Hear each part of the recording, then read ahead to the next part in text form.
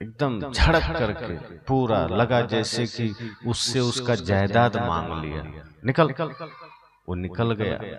थोड़ी देर बाद नदी आई, वही आदमी निकाला सिक्का, 10-5 सिक्के निकाले, अपनी पत्नी को दिया, बेटे को दिया, खुद अपना सब नदी में फेंक दिया।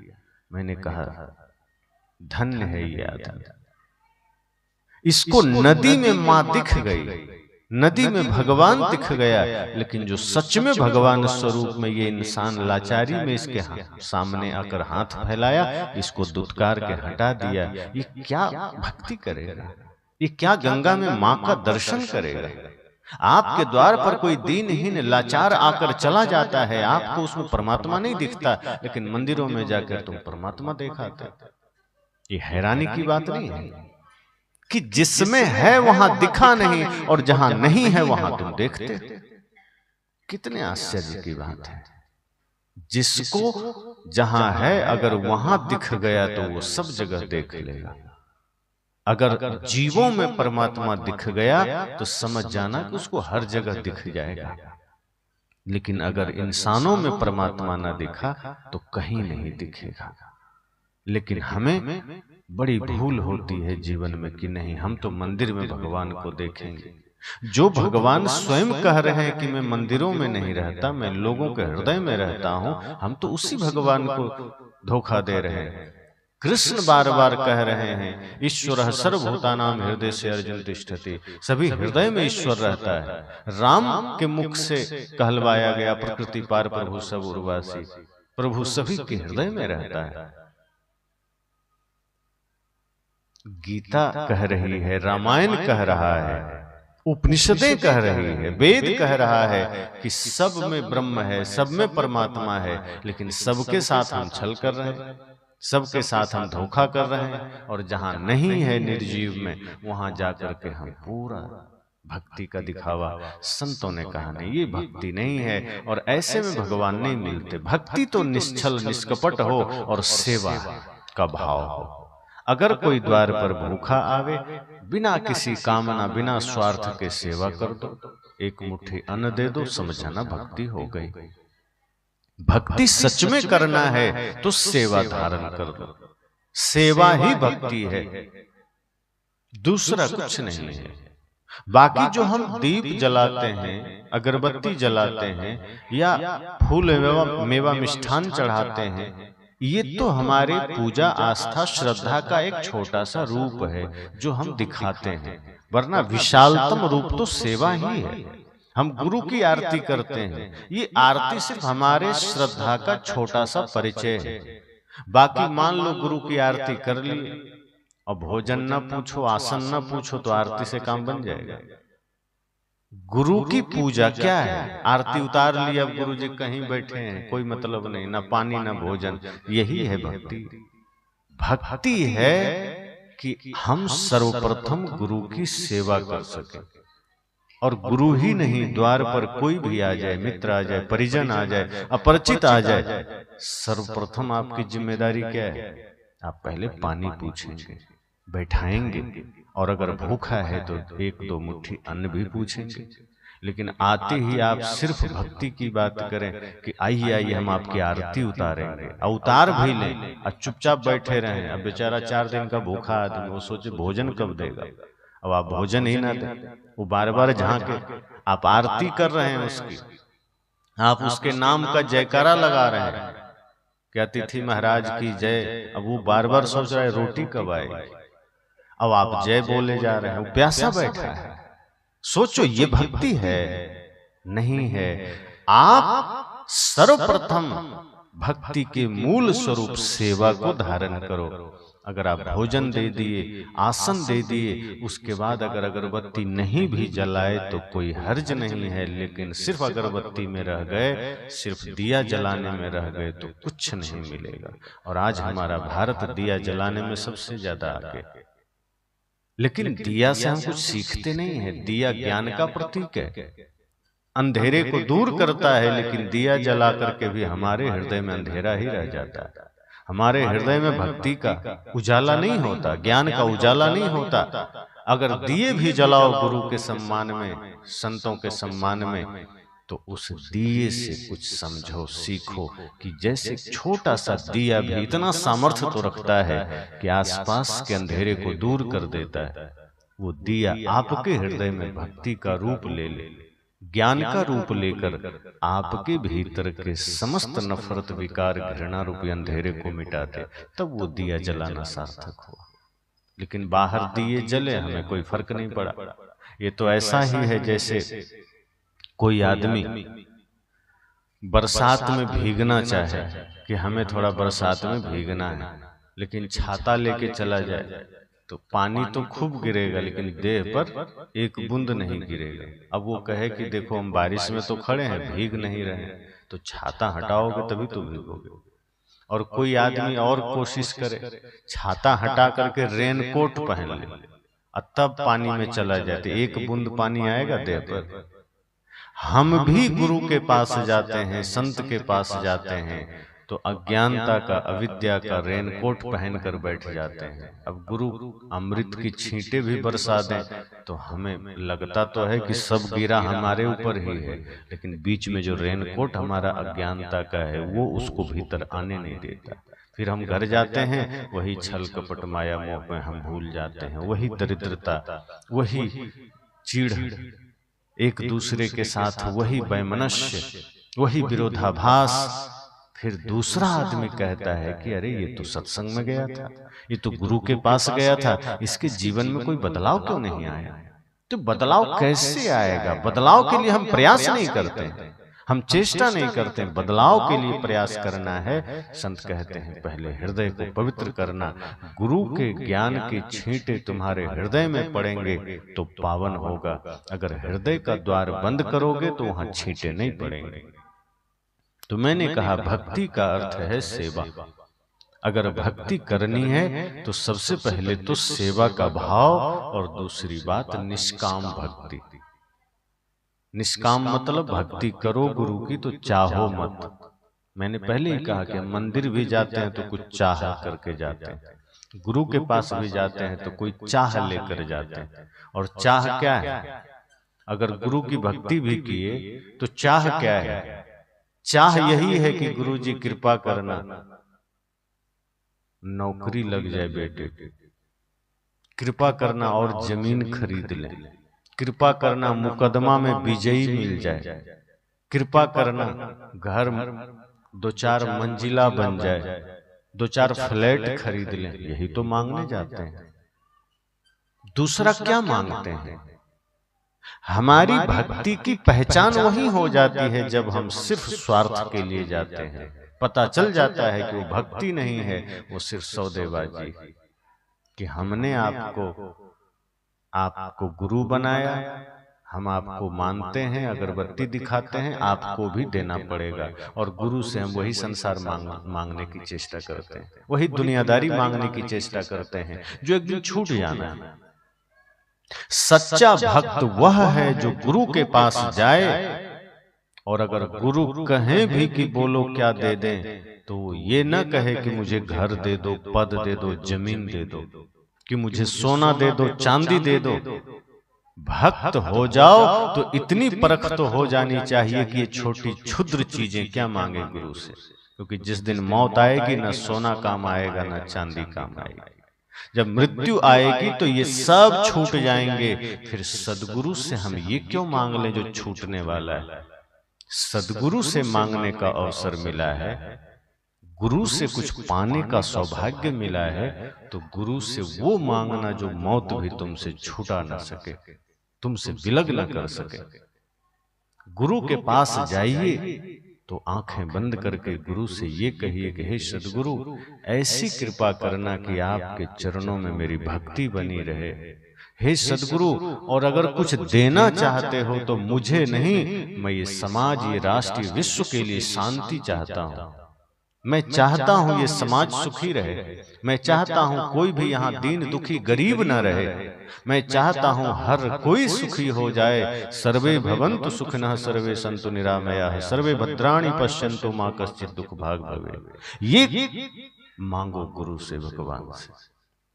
पर हम यह मांगते हैं कि हे गुरु, हे सदगुरु, हे भगवान, हमारी झोली भर दो, हमें धन दे दो। और उसी समय कहीं पड़ोसी का ख्याल आ गया तो हम कहते, हे गुरु जी हमें दे दो, उसका तो घर में आग लगा दो। यही तो मांगने जाते हैं कि हमारा तो महल और बड़ा हो जाए, उसकी झोपड़ी भी टूट जाए, बिखर जाए।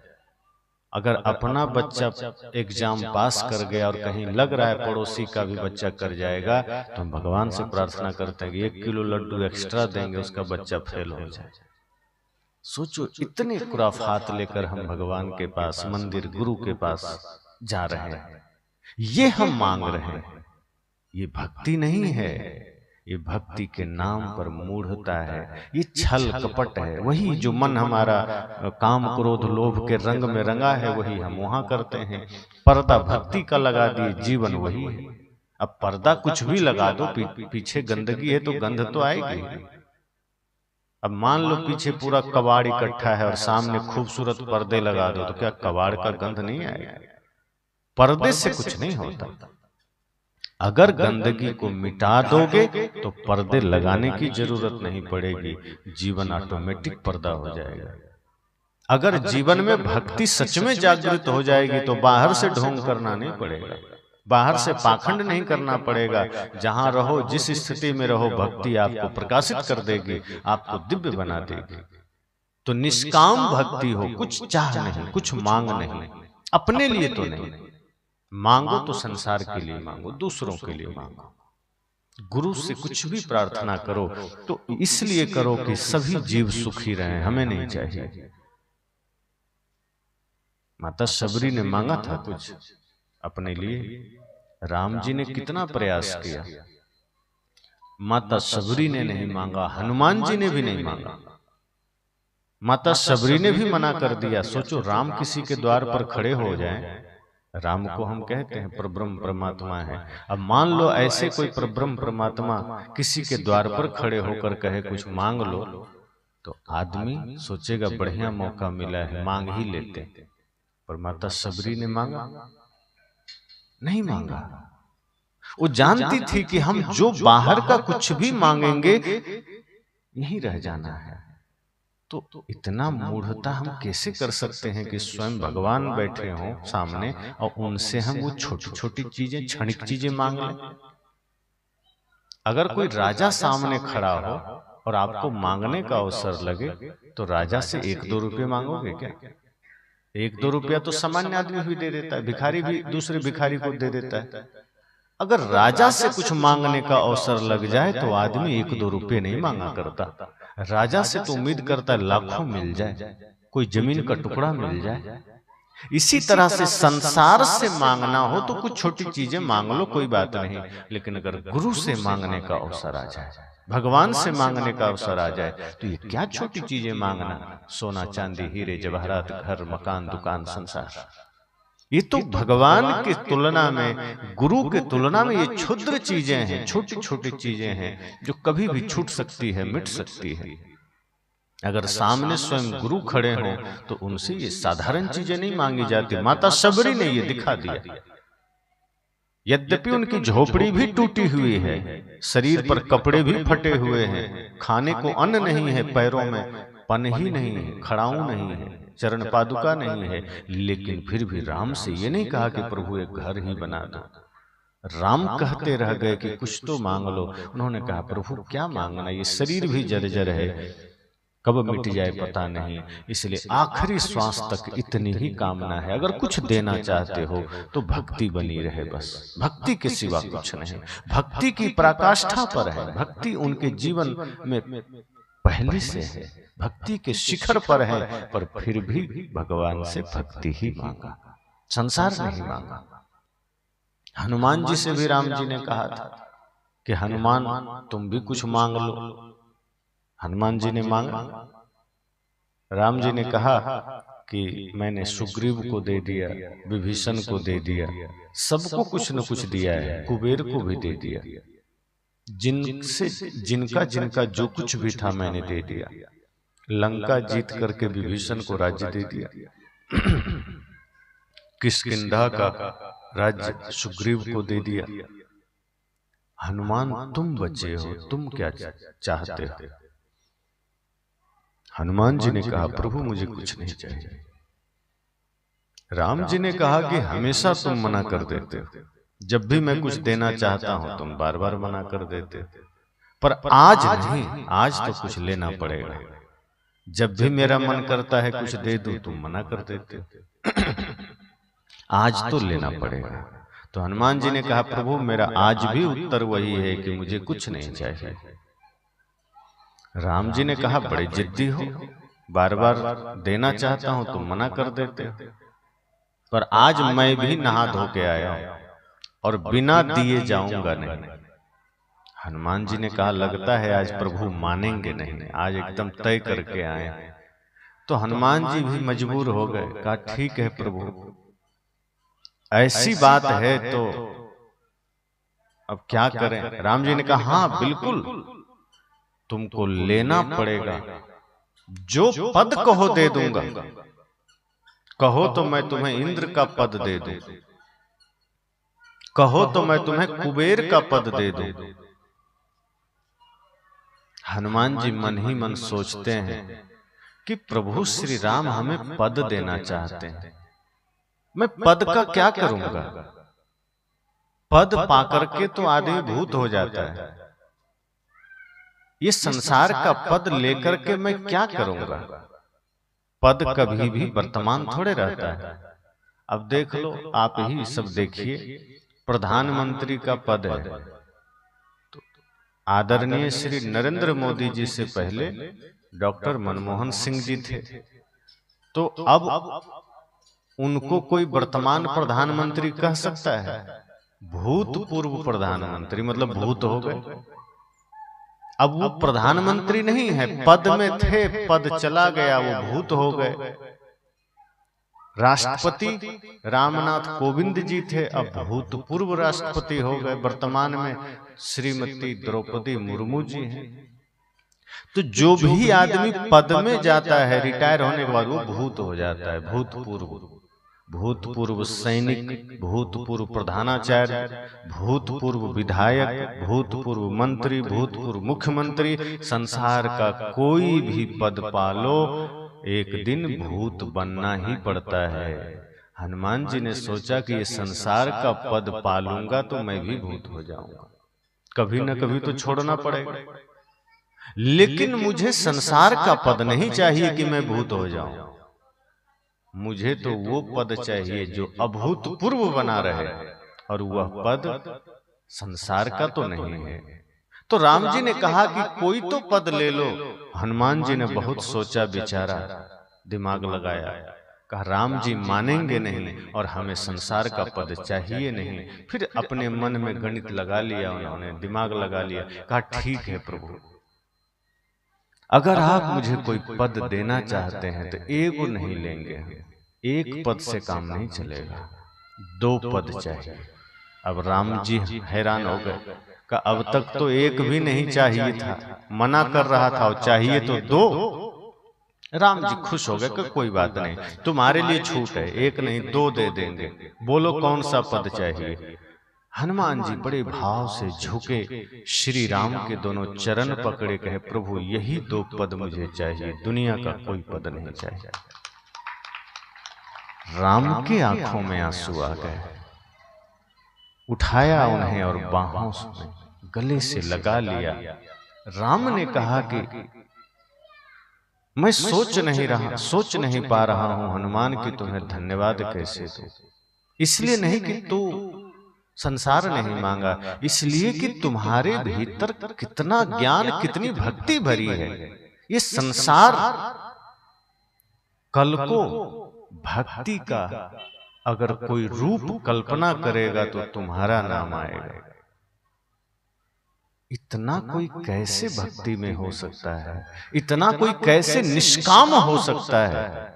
राम जी भी हतप्रभ रह गए कि इतना कोई कैसे भक्ति में जी सकता है। जहां आज समाज में आदमी क्षण पल में तुरंत कुछ न कुछ पाने की लालसा लेकर बैठ जाता है, मौका लगे नहीं कि कुछ मांग लेता है, वहां ये हनुमान मांगा भी तो मेरे राम के 2 पैर, हनुमान जी ने कहा प्रभु बस यही मुझे मिल गया, क्योंकि जिसे राम का चरण मिल गया उसे दुनिया नहीं चाहिए, जिसे गुरु का चरण मिल गया उसे संसार नहीं चाहिए। अरे संसार तो छोड़ो, स्वर्ग का सिंहासन भी नहीं चाहिए, उसे कुबेर का खजाना भी नहीं चाहिए, क्योंकि एक दिन स्वर्ग का सिंहासन और कुबेर का खजाना भी छूट सकता है, लेकिन जिसने गुरु का चरण पकड़ लिया वो कभी छूटता नहीं है, वो कभी असहाय नहीं होता। तो हनुमान जी ने ये संदेश दिया कि जीवन में अगर कभी राम भी आकर के कहें कि कुछ ले लो तो मत मांग लेना बाहर, कुछ संसार मत मांग लेना, ये फिर भक्ति खत्म हो जाएगी। गुरु या संत कोई कुछ कहें तो उनसे इतना ही कहना कि हे गुरुदेव इतनी कृपा करना कि मेरी भक्ति बनी रहे। बाहर तो कम ज्यादा धन होता रहेगा, राजा को रंक होते देखा है, रंक को राजा होते देखा है, और जाना सबको है। कोई 100 कमरे बनाकर बैठा है, रहना तो एक ही कमरे में है। ऐसा थोड़े है कि कोई 100 कमरे बना लिया तो 100 कमरे में सोएगा, या कोई करोड़ों कमा लिया तो नोट में ही सब्जी लगा के खाएगा। खाना तो रोटी ही है, खाना तो चावल ही है, और उतना ही खाएगा।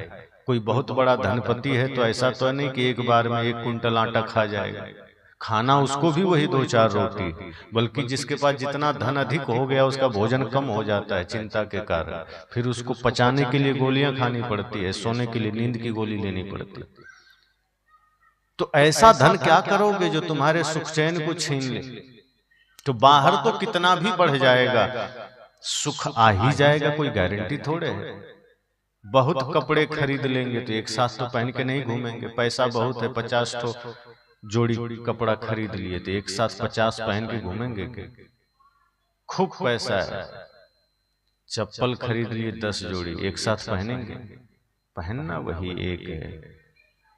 तो सदगुरु कहते हैं कि जब आप गुरु से संसार के जगह पर भक्ति मांगते हो तो आपके पास संतोष आ जाता है, संतुष्टि आ जाती है। फिर आप झोपड़ी में भी हो तो आपसे ज्यादा सुखी महल का आदमी नहीं हो पाता। और ये उदाहरण मां शबरी के लिए है कि वो झोपड़ी में थी पर आनंद में थी, और रावण सोने की लंका में भी भय में था, पीड़ा में था, दुख में था। आज किसी को एक सोने की अंगूठी मिल जाए तो आदमी को दिसंबर जनवरी में शरीर में गर्मी आती है कि मेरे पास सोना है, और रावण तो सोने की लंका में था। सोचो कितनी गर्मी रही होगी, पर उतर गई ना एक दिन। पर जिसके पास भक्ति का धन है, भक्ति की दौलत है, वो कभी गरीब नहीं होता। तो मैंने कहा कि बाहर जो कुछ भी है वो कम ज्यादा होते रहेगा। आज है, मेहनत करोगे बढ़ भी जाएगा, पर अंततः तो छूट ही जाना है ना। तो उसके लिए फिर प्राण क्यों गंवाना? मेहनत करो, धन आ गया, अच्छी बात है, सेवा का और अवसर मिलेगा और सेवा कर पाओ। व्यवस्थित जीवन जितना हो जाए और अच्छी बात है। संतजन ये नहीं कहते कि है तो फेंक दो सड़क में और मेहनत ना करो। संत कहते हैं मेहनत करो, धन जितना इकट्ठा कर पाओ कर लो, लेकिन उसको सेवा में लगाओ, सदुपयोग करो, दुरुपयोग मत करो। और नहीं है तो उसके लिए प्राण मत गंवाओ कि नहीं है, रोते मत रहो। जिस स्थिति में हो सुखी रहो, जितना है उतना में संतुष्ट रहो। वरना अगर आकांक्षा बढ़ती जाएगी तो धन बढ़ता जाएगा, सुख घटता चला जाएगा, सुख फिर नहीं मिलेगा। सुख का संबंध धन से है ही नहीं। गौधन गजधन बाजधन और रतन धन खान, जब आवे संतोष धन सब धन दूर समान, साहब ने कहा। इसलिए मैं कह रहा हूं कि भक्ति का अर्थ ही है सेवा। निर्मल मन से सेवा करो, भक्ति हो गई। पवित्र मन से सेवा करो, भक्ति हो गई। तो सदगुरु कबीर साहब के ज्ञान को हमें इस रूप में लेना है कि भक्ति हमें निस्वार्थ बनाती है, निष्काम बनाती है। और जब निष्काम भाव से भक्ति करेंगे, निष्काम भक्ति करेंगे, तो जीवन में 4 पदार्थ मिलेगा, धर्म अर्थ काम मोक्ष, ये चारों मिलेगा। और अगर सकाम भक्ति कर रहे हैं अर्थात चाह के साथ, तो चारों चला जाएगा। लगेगा तो है, लेकिन वो नहीं रहने के समान है। स्वास्थ्य चला जाएगा, समृद्धि चली जाएगी, सब चला जाएगा। तो यही भाव करना है। प्रथम दिन था,